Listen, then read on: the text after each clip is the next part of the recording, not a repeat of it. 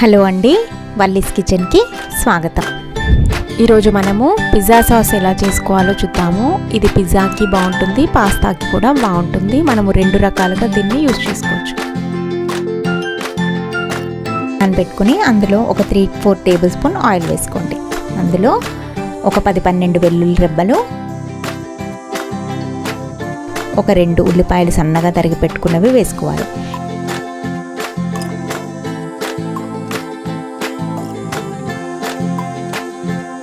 ఈ ఉల్లిపాయలు golden brown కలర్లోకి వచ్చే వరకు ఫ్రై చేసుకోండి. ఒక 5-6 టమాటాలు తీసుకొని ముక్కలుగా కట్ చేసుకొని అవి కూడా వేసుకుందాం.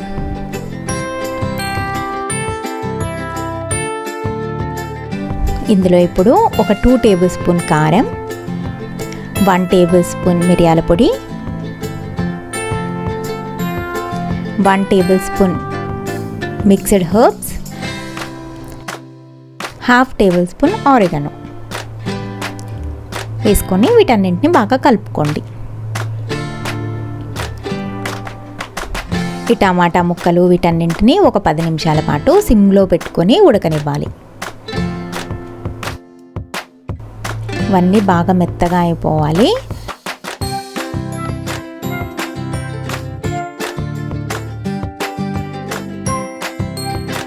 ఇప్పుడు ఒక 1/2 టేబుల్ స్పూన్ సాల్ట్ వేసుకుందాం.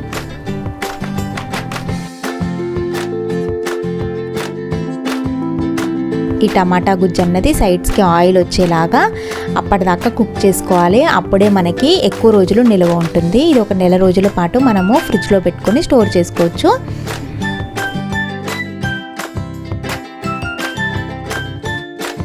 ఇప్పుడు ఈ మిక్చర్ చల్లారిన తర్వాత మిక్సీ జార్లో వేసుకొని మెత్తగా పేస్ట్ చేసుకోవాలి.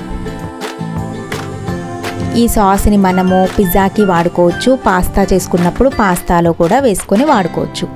ఆ పాస్తా రెసిపీని నేను ఈ పిజ్జా సాస్ తోటి ఎలా చేసుకోవాలో నెక్స్ట్ వీడియోలో చూపిస్తాను.